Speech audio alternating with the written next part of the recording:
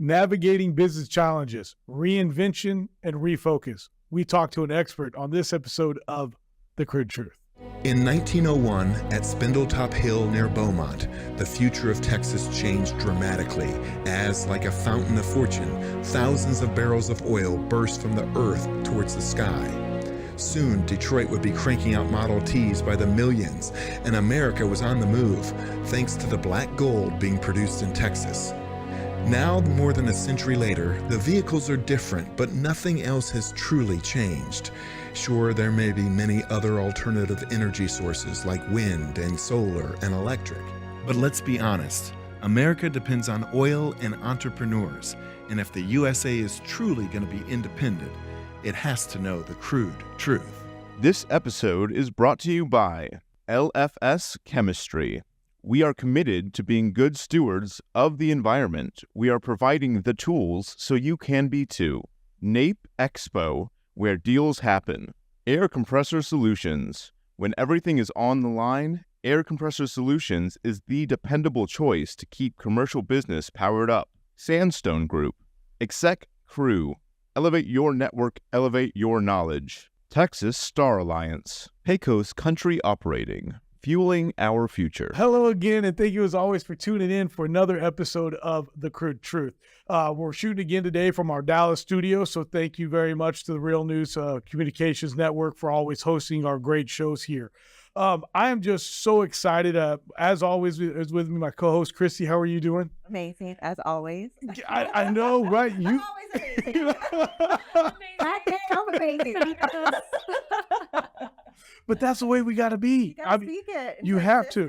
Yeah. That is so true. And speaking of amazing, though, also not only are you amazing, but our guest today is somebody that has been just not only creating a name for themselves, but bringing Dallas, in my opinion, back to a positive place. Me being from Fort Worth, right? You know, that always fun that you hear me talk about it out in the country. Yeah. Let's doing it right. You all are doing it right. It's amazing. Oh, we love it. Yeah. But today, Sarah Zubiate Bennett is here. How are you? I'm doing fabulously well. Oh my God. I'm just so happy to be here. Thank you. I'm happy to have you. Well, thank you so much for coming on. You know, we were kind of talking a pre-production meeting, and it was like, man, you and I have known each other for about a year, off and on, passing the halls. Yep. Because you've got an awesome show that we want to talk about, but it's more than just a show. Yep. But you know, you are a business leader. You are a mother leader, I think. Would that be a right way to put it, Kristy? I mean, you know, mother leader. Yeah. And, I don't know how to say it. But you know, you just do so many things, that are impactful because you, like Kristy, you know, you set an example and other people go and follow what you're doing. And so you're a leader. You're a leader in this community. And so it's just so great to have you on. Sarah, how are you doing? I answered, and you know, I said fabulously well. But you know, a different answer. I'm grateful. I'm happy to be here. I'm happy to be healthy and alive right now. And I'm just really, really looking forward to this show today. Well, I tell you, you have been on the go as we wrap up the summer, and you have just been super busy, right? And, you know, I kind of want to just start with the Dallas Express newspaper that you're doing. Yeah, and because that is just huge. You know, we were talking about that also. And I remember just all the newspaper clippings, and that for our listeners out there that don't know, the Dallas Express newspaper used to be the main newspaper in Dallas. The Dallas Morning News used to be pretty small, and maybe in that way again. Looks like it. Yeah. Looks like it.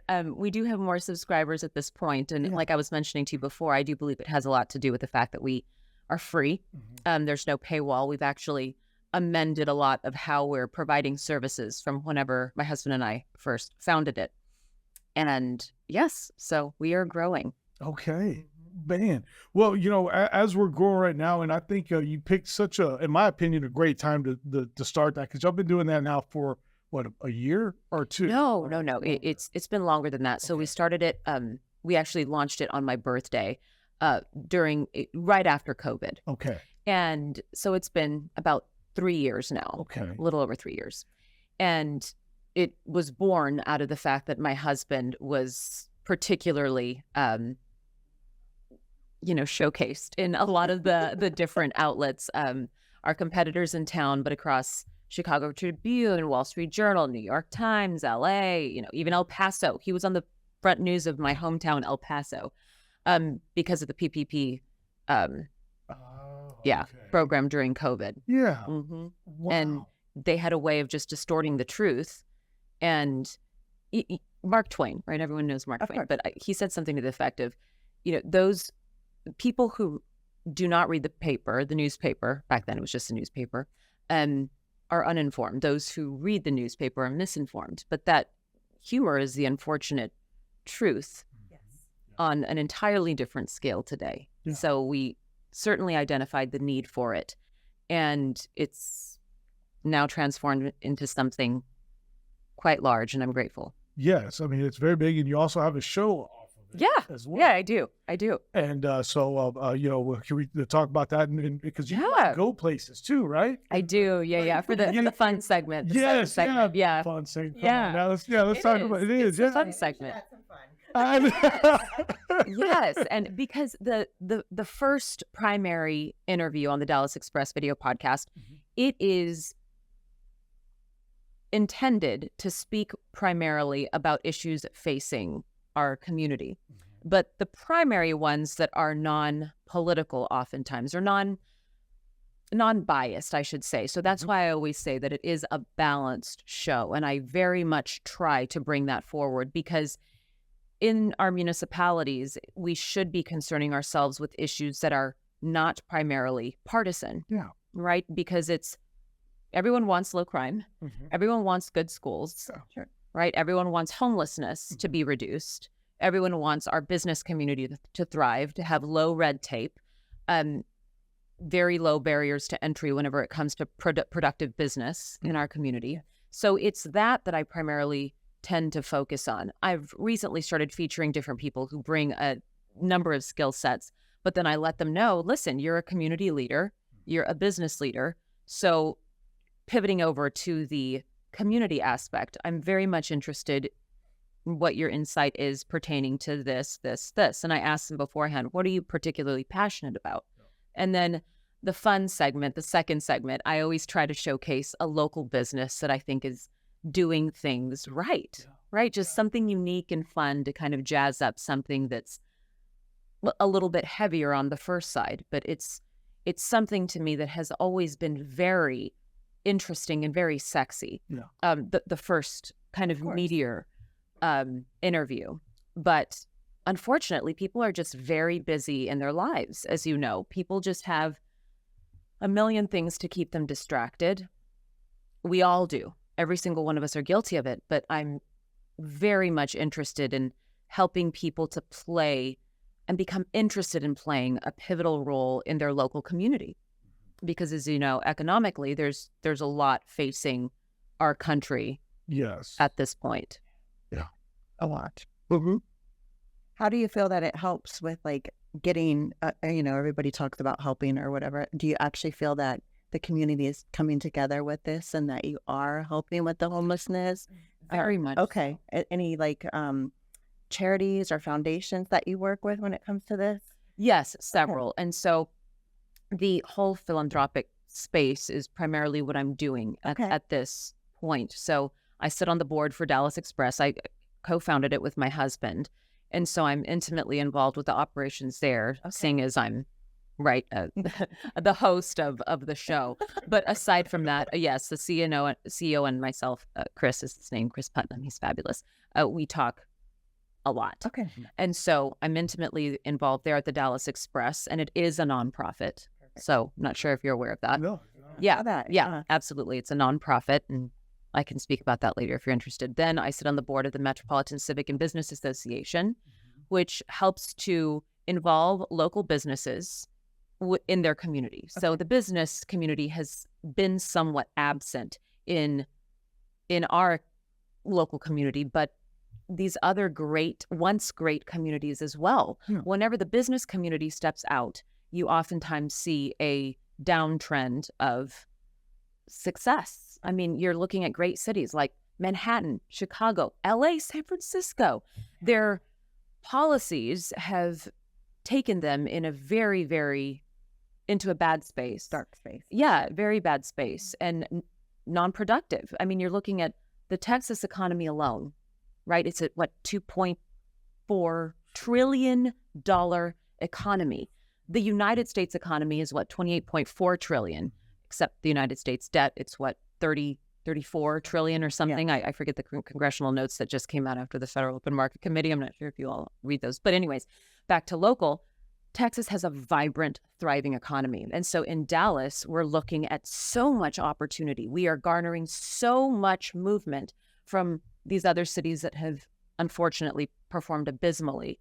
So locally, yes, MCBA, the Metropolitan Civic and Business Association, helps to involve local businesses. So they join MCBA, and then for a nominal fee, there is a board of persons, not myself, even though I sit on the board. They're totally unrelated to MCBA. They provide recommendations for these businesses' employees to vote in local elections, which is so critical to ensuring that these businesses are deriving that involvement from their employee base. Because without the employees being involved in what is best for business, they're going to be checked out. But because that's who writes their paycheck, then they're inherently interested, inherently involved. So we are, so now we have thousands of people who are voting in local elections who were once not involved. And it's grown incredibly. And then I sit on the board of the Dallas Education Collective, which has to do with improving our local school options. And then really vis-a-vis my husband, he's the one that's intimately involved with starting something that's comparable to Haven for Hope in San Antonio, which helped to drastically reduce homelessness there. And it's going to be called here Refuge for Renewal. Oh, I love that. Yes. And so these are not partisan topics. No. These are topics that every single person, regardless of their predisposition politically, can rally around to make Dallas successful. Yes. Because we're not at the, You're better than our competition, but we could do much better. For sure. Yeah. There's always room for improvement. Much Yes. improvement. She looked now like she looks over here like, no room for yes. But I want to focus on Dallas for a few more minutes here because you highlighted San Francisco, Los Angeles, Chicago. A lot of people, when they think Dallas, they think red, they think in the Republican, but Dallas is not. Dallas is blue. Dallas is blue. That's right. And, that's what I think part of the reason why what sets Dallas and Fort Worth apart. But all these people are coming to Dallas from California, That's right. And, I just read a brief article today from David Blackman, who's in the oil and gas industry, that Chevron just announced they're moving their headquarters from California to Texas. That's right. Huge. That's right. Okay.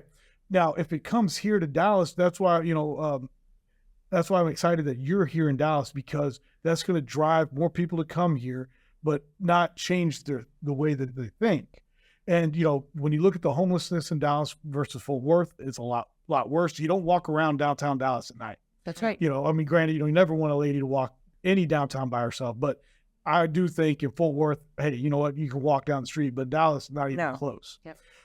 So, what are you guys doing here also, to continue to motivate these businesses to come to Dallas and maybe say, hey, by the way, the policies that y'all were using aren't going to work here.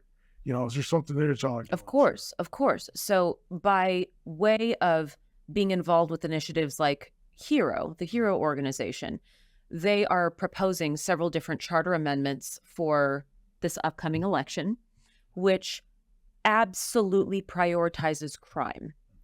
And by prioritizing a higher count at the police department, just 4,000 police officers, that will make measurable improvements. Yes, and within Dallas proper. But then also you see people migrating out of Dallas a lot. That's the trend. People are coming to Texas. They're not coming to Dallas proper. I mean, it's unless you're living in one of the communities that has a local police patrol, or in Highland Park, which is within Dallas itself, but has a totally different police force, and it's a very sad time at this point. However, other things that I'm doing, and my husband is doing as well, I am very much giving a voice to people who are helping to spearhead initiatives at City Council. So by way of these charter amendments, yes, but then there's also additional methods like holding our elected city leaders accountable. Unfortunately, there's not a lot of that. I'm hammering home fiscal transparency. That is an absolute must. As an example, our budget is totally and irresponsibly handled at the city level. I mean, we spend millions upon millions upon millions on DART from our own taxpayer money, yet its utilization is in the single percents. I mean, people don't use it. Yeah. So there has to be changes to where we're spending our funds. And so I'm constantly interviewing people who speak to those types of policies that will actually help them be held accountable. They have to enroll with these certain organizations that promote fiscal transparency. I want to keep it with the community, and you are always doing things, and so within the community, you are, you're a mom first, Wife, and mom, yes, and so it's like, how do you find time to do all these things? Because I mean, you've had to also make some tough decisions, because Sure. So in business, it's like, opening a company, closing a company, and then looking at the economy at the same time. How do you juggle all that? My brain moves fast, sometimes too fast. And so I get it. I've been diagnosed with insomnia, but it's getting better. Okay. Kind of taking it back to, let's say, at the end of 2022. So I'm very transparent about this. I went to treatment for 40 days for workaholism and trauma, a week after my father passed. But I have, since that point in time, had to make drastic improvements. I mean, my husband, he was like, you're going to die. You're going to kill yourself. And so, I mean, I laugh about it, but people don't talk about that, right? Yeah. There's just this unfortunate pressure, I think, on most people. But I have to say this, particularly women, to say, you can be an all-star mom. You can be an all-star CEO. You can. That there are ways to do it, but something will always give. That you cannot get an A in parenting, an A at work, an A in, your faith with God, your marriage. You cannot get an A in all of those spaces. If you're able to just choose 2 spaces that you want to get an A, I think that's the best way to go about it. But looking at, kind of to your question, how do I look at the economy and then also make decisions like I had to with Zubi's? Yeah. So that's very interesting that you asked that. It's kind of a hobby of mine. My background is in finance. I've worked in many investment advisory capacities. I was once a fixed income trader over at Fidelity. And so it's my passion surrounding the market is something that has never left me. Just yesterday, I was there getting my hair done at Saran, and I was rebalancing my portfolio because I was like, everything's changing. So as an example today, things that I was considering in my portfolio, right, looking at the high inflationary standpoint, and I promise I'm going to tie this all to Zubi's and how I decided to do that. I promise, because we may dive into more of this economy. Yeah. So keep going. Yeah. So I was looking at particular figures that were standing out to me, and something that came up during the presidential nominee debate, the old one, whenever Trump had mentioned that we're at our highest inflationary standpoint ever historically. And I was like, well, yes, in the 1920s, there was Germany that nearly toppled. And then, looking at least locally within the United States, there's the 90s. There's different times in which I believe it was higher. And I know that CPI, the Consumer Price Index, has made many different changes to how they calculate inflation. But I actually went and did it myself. And subsequently, at the exact same time, Monty's team was doing this as well, because I made that remark and I told my kids, I paused it and I said, it's very important that you pay attention to history, because I don't believe that this is the highest inflationary point in history. I think Trump is wrong. And Monty said, have you really delved into the specifics as to how it was changed in its calculation? And I said, well, I know that they've changed it, but I'm not entirely sure. So I kind of, in my free time, as I was reading, I went back and I looked at how they used to calculate they used to use a more arithmetic average. Yes. Now it's entirely different the way they're calculating it. There's subtraction methods that they used to use in subtracting out. Now we're subtracting out different replacements for household goods. Yeah. So I went back and calculated it, and the highest inflationary point was July or June, I believe, of 2022 at 9.1%. Holding everything accountable to how they used to do it, it's now held constant today. It's not what they're claiming it is. It's about 20 to 21%. And Monty's team, we had this conversation at dinner last night on August 1st. He's like, they said 20% for, adjusted to an 8% inflationary rate. And I was like, well, I used 9.1% from 2022, and now I'm looking at about 21%. So we're neck and neck. So there's extreme household pressure that everything is not held constant. So whenever you're hearing the Federal Open Market Committee, whenever, Jerome Powell stands up there and says, oh, our focus is not inflation, it's actually unemployment rate at 4.1%, that is not accurate. People are not aware of how misleading everything is. So with Zubi's, go ahead. Well, if I can, yeah. I just find it so interesting that you mentioned the numbers and how it's 22 if you go back and like you use the old numbers and you put it in today, the old calculations. The old calculations were at 22.99 because, being in the oil and gas industry, we've been also looking back at the 80s. That's right. And my dad lived through it, did real well, all that good stuff, but it wasn't easy. And you look back at 1980 and the average household income, they said, was $22,000. The average house was 45, and but around that number. And today, I think the average income is now 65, 66,000. But yet the average house price is 450, 500,000. That's right. And now, again, I'm not being exact on those numbers, but 9% makes no sense.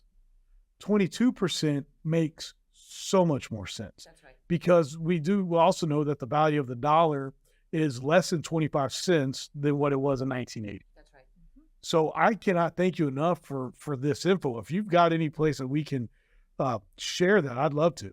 Yeah. And because that's so important. Yeah. So Zubi's you started off, I'll go back to it, as a hobby, which I say that. Sure. But let's talk about it. So getting back to that, Zubi's. Yes, Zubi's. So I started it whenever the kids were just born and I'd left finance. I worked up to the day that I gave birth to the twins. So this was in 2013. And it was before that I had started dabbling in Zubi's because I'd always made this family recipe, my salsa. So at that point in 2000, oh my gosh, my husband, he's like, salsa. So I made this recipe and then I started selling it at the farmer's market whenever the twins were born and I wanted something else to do. And because I've always just, again, I'm built this way. I have to actively fight against doing too much. It's just my DNA. My mother's like this. My brother's like this. It's genetic. So with Zubi's, I grew it. We were in Costco, Whole Foods, Sprouts. I mean, just wonderful stores. But whenever COVID hit, what people are not aware of, and this is, again, where my passion for economics has really played a very, very valuable role, I believe. Very profitable, making a great margin on each jar moving into COVID. People are not aware of the fact that even organic garlic is primarily supplied from China. Yeah. The cost of that particular raw material went up 6 to some weeks 13 times the amount. And garlic is in all of my products. So, yeah, during that time, I started losing money on every jar. I never saw that normalize. It still has not normalized. Since COVID, people are seeing a 20% decrease in their purchasing power on their dollar alone. And I started Zubi's with a commitment to a particular philosophy. I wanted it to be products that were healthier than what all of my, what my family made. So there were Latin products, plant-based products, because I do believe that introducing more vegetables into a particular diet is very important. I'm not plant-based, but I always try and eat a lot of vegetables. Yes. And so with that, I started this company, but I could not adhere to my mission. Because of these ingredients, the cost of the ingredients rising, I reached that tipping point in which I had to add preservatives to my products. Mm-hmm. So at that point, I said, am I going to adhere to what I started this company to be, something different, something that had no preservatives, that had good ingredients, organic ingredients that would help reduce inflammation in the body? Or am I going to sell out and add preservatives like all of my competition? I decided to shut it. Good for you. So at that point, I had interest in the recipes, write the proprietary rights to it. And so because I did not want to sell Zubi's itself, so entertained all that, wound up closing it out, making my investors whole, and Monty for the longest time. But that came right along the time that I went for treatment for workaholism and for all of my trauma after my father passed. How God just lines things it up. was truly divine timing. I was gonna say divine. Yeah. And so Monty was like, come on, Sarah. You're already on the board of Dallas Express. You're so passionate about it. Economics is your forte. Fundraising, raising funds. Yeah. So at that point, that philanthropic space really trended upwards. And because I understood at least where we were headed economically, and then just even looking at oil and gas, right? Mm-hmm. Someone with a finance background, I'm able to say, okay, what is his name? Hania, right? Hania, the leader of Hamas, who was just killed, right? Yes. On Iranian soil. Yes. Immediately, I'm like, okay, so this happened right around the time because, the Fed rate was held constant about 5.25%, 5.5%. But then there was kind of some lean into them potentially cutting the rates in mid-September. But whenever this whole death on Iranian soil happened, immediately I was like, well, gold is going to continue to go up. Yep. And again, in my own opinion, I thought gold's going to continue to go up. We're probably going to look at extreme market instability because whenever the Red Sea war took place, it took place at the end of last year and at the start of this year, we saw about 20% increase in oil, the price of oil, right? So, okay, are we going to be looking at a interest rate cut in September? We don't know, because if Iran really does start to trend upward, because Hamas has announced, right, that the military arm of Hamas has announced that was an egregious act of war. And so they are going to continue to escalate. We're going to be looking at inflated oil prices because war is inflationary. Trending. War is inherently inflationary. So we're looking at just a lot. So back then with Zubi's, I was able to say, okay, here's where we are economically.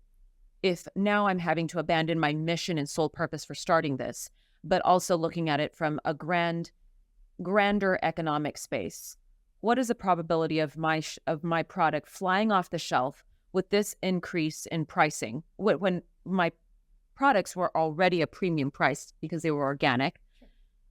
I knew that immediately at that point, my products would not be able to move if I had to adjust the pricing upwards. No. Like I told you, the purchasing power of everyone's money since COVID is about 20% less. So knowing all of that, I thought the time is now. The time is now to begin those conversations of selling my intellectual property of the recipes itself and to move on to the next thing. And so now here I am with all of that. Yeah. Yeah. Kind of came full circle, and now it's holding elected leaders and business leaders accountable to not let Dallas fall into the abyss.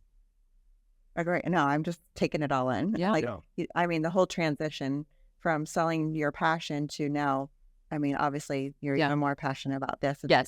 It's very interesting how you trust the process. And I'm taking it in for my personal aspect as well. Like, you know, you want to hold on. My aha moment the other day was like, you want to hold on to something so tight that you strangle and you suffocate it. And once you let go, it's like the floodgates open up. And like, God, I mean, it's been, for me, my own personal experience, I let go of something and I have been on like cloud 9 since I've let go, and it is just flowing. And I'm like, thank you every single second, not even every day, every second. That's right. And that was just powerful for me. And I appreciate you saying that, because that was like tapped into my heart very, very much. So, of course. Yeah. It had me on the floor bawling my eyes out as it was happening, because it was truly transitioning from something that was pulling me away from my husband and my kids all the time. And then, to your point, how do I do it all? One of the most painful things I had to go through was my divorce. So Monty and I are both remarried, but because I share my kids with my ex-husband, Louis, who I know you're going to be interviewing, we have a great relationship, which I'm very grateful for. But the times whenever the kiddos aren't with me are when I can really throw myself into all of my passions, my interests. And then, of course, my husband and I challenge each other constantly, because we're both people who enjoy reading extensively and economics and fiscal policy and all the things political. Let me ask you this. How do y'all, because y'all are, I would say, what do they, power couple. Oh, for sure. So how do y'all try, like, you know, give me an example of this power, you know, challenging. The dynamic of you. Is that better? Okay. Do you really want to go into that? No. I want to keep it. Wait, no. I can already tell. This is the crude truth. Wait, no. Look at him. So we are like, we are going in. Wait, maybe I do need to pull it back. No. I mean, you were talking about books and stuff like maybe just, you know, challenge each other. That's that. Yeah. Just keep it high level. So sure. No, okay. Here, I'm an open book. I'm not someone. I'm an open book. I'm very easy. And you know, Monty and I both say how we're the most difficult person that the other has been with ever. But I think it's a good thing, because we have now evolved to this space in our relationship where at first it was tough, because we had two extremely opinionated, stubborn persons, you know, in this marriage. And now, because we've both really shifted to placing God first in our lives, after that whole crash interpersonally for myself and even for Monty at the end of 2022, it was an entire pivot in how we approach life together. And it was okay, this is a wake-up call. And so now, by placing God first in our marriage, truly in our lives, praying every day, it is something that has just tempered a lot of the old wounds, has healed a lot of our old wounds, thank God, and has allowed us to just have a much more calm relationship. But on the intellectual front, he and I are aligned a lot.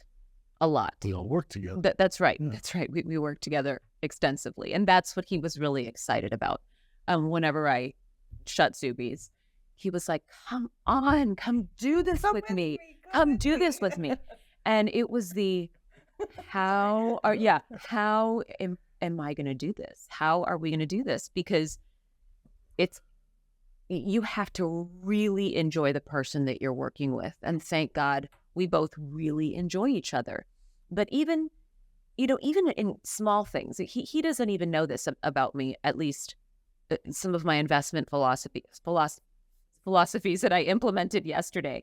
But I thought to myself, I will never, right now, I will not hold U.S. Treasury bonds. I will not. Okay. because of the dollar eroding many things. I can go into that later. But Monty, I know, is absolutely fine being long and being bullish on, T-bills and treasury bonds, which I just am not. So we have very healthy dialogue to, keep us excited, balanced, passionate, all the things.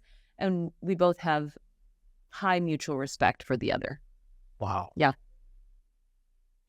I keep looking at her. I'm like, Well, she's like, going somewhere else. Yeah. But yeah, the respect, obviously God first, respect is huge. I mean, you have a successful marriage, you work together. thank God. Understanding that you both are both powerful.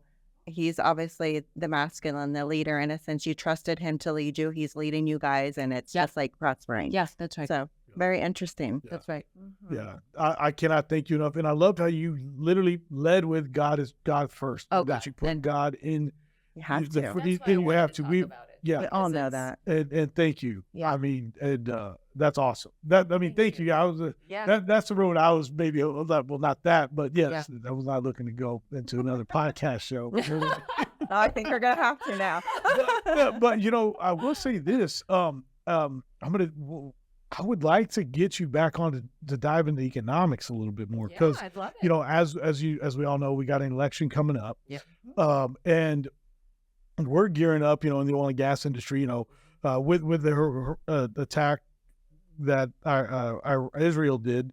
What is going to happen next? Oil has gone up, $3 or $4 since yesterday. That's right. So we continue to watch it, and everything that is going on in the Red Sea for the last year has been just very, very much, That's right. on eggshells or pins and needles, however That's you want right. to call it. So we continue to wait for the ball to drop. But I'm just thankful that in the oil and gas industry, we've only continued to produce so much oil to combat the high price of oil that we would normally see, because when Russia invaded Ukraine, we should have seen a $5 or $10 increase. That's right. And when the horrific attacks on Israel happened almost a year ago now, and we still haven't gotten all those hostages anyway. Price should have gone up even again, but because we're producing so much and That's we're right. competing head to head with OPEC right That's now, right. thank God for the oil and gas industry to keep our economy That's where right. it is, in my opinion. That's right. But I want to have you come back on to dive more into the economics. Oh, I'm happy to. I can just go on for hours and days. Yes. I love it. I could go on for a long time.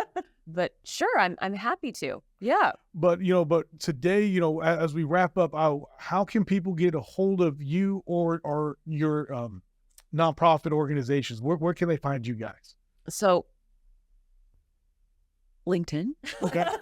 I'm sitting here thinking I'm like my assistant, but no. As far as organizations, right? The organizations themselves.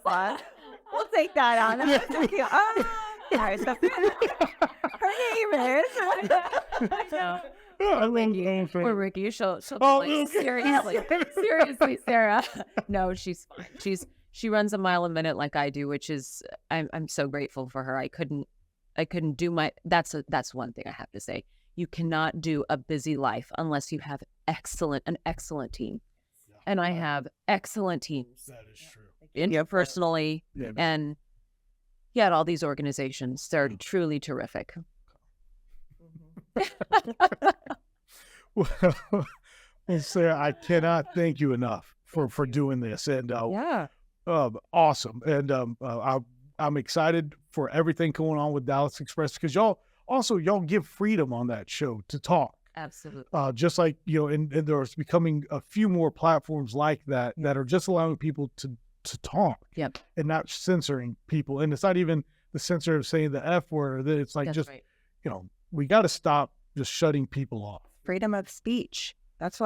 This is what we are known for. Yes. Don't take that away. Yeah. It's being taken away. Yeah, but But we just have to continue to fight against it. fight. That's Yes. exactly Mhm. right. Exactly. But thank you for having me here. I've loved it. It was awesome. I'd Thank love you. to come back and delve into all economics. And Yeah. you tell me when. We'll Love do it. it. We'll have to get it going. Thank It's in you. the forecast for 2025. Thank you. So ask the questions. Yes. Oh, yes. And real quick, thank you. Uh-huh. So in a fun route, real quick, we've been trying to do this a little bit more often. I want to ask you a couple of rapid fire questions. Okay. What book are you reading right now? I'm reading 2, and both are about kids Oh. scattered. But I mean, smart but scattered, just different things relating to kids. Okay. But all relating to mental health, development of ADHD brains, things of that sort. So Wow. I love that. That's my passion. Yes. Yeah. And then, are you streaming any shows right now? Just out of curiosity. I have Monty, he'll just kind of sit there and peek up every so often. I've gotten into very late that Bridgerton. I watched all of it. I'm obsessed with it. Okay. I'll rewatch it. It's so cute. And, Monty will just sit there and he's like, Sarah, what are they doing at this part? But it's just because it's I don't want to tell it's not, it's not something that you would turn on. I don't think it's something we would turn on. I would love to have lived in that era. Oh my gosh. Is it right? Yeah. It's just so lovely to dresses, the characters. I love it. Like I'm to do. really enjoying it. Oh, yes. I think, yes. Sorry. Yes. Yes. Mhm. Okay, go ahead. Sorry. What's the favorite sport? Do you have a favorite sports team? I got to go with the Cowboys. I am a diehard because my dad was a diehard Cowboys fan. I am just all in with the Cowboys. My son would not agree with me on that, but I love the Cowboys and the Good. Rangers. There you go. And the last one was one of your favorite restaurants in town. One of my favorite restaurants in town. God, there's so many good ones, aren't there? There really are. This is a strange one. It's one that's going to be coming out this Sunday, but have you heard of the Gem? The Gem? Okay, I live off of the Gem. It's, like I said, watch the show this Sunday on the fun segment. Okay. And yeah, it's them because I love their commitment to healthier food options. And for someone like me who's constantly on the go, they use, I always want to say favor. Is it favor? It's not. But anyways, I have just a million purchases online because they get it delivered to your house, right? Just, it's not Uber Eats. Okay. Why am I spacing on who they use? But anyway, it's the Gem for Okay. now. Okay. Yep. Because they give, they help me make sure that I'm eating healthily. Healthful. I love it. Okay. I like that. Well, That's all I got. well, I cannot thank you enough again for Yeah, coming this is on. awesome. Yes. Thank you. And we hope to see you again on soon. And good luck with everything y'all got going on. Thank you. Appreciate it. Yeah, Thank you. that's awesome. And to all our listeners and viewers out there, thank y'all as always. And we'll see you again on another episode of The Crude Truth. Again, the Crude Truth would like to thank today's sponsors: LFS Chemistry, NAPE Expo, Air Compressor Solutions, Sandstone Group, Exec Crew, Texas Star Alliance, Pecos Country Operating, and Real News Communication Network. The easiest way to start your own podcast and TV show? Real News Communications Network. Stand out from your competition. Produce streams of high-quality social media content. Become a thought leader in your industry. With RNCN, you get to be the host. We handle everything else. Tour one of our 3 locations in Dallas, Fort Worth, and the Colony. Call 972-402-6333 or visit launchashow.com to find out more.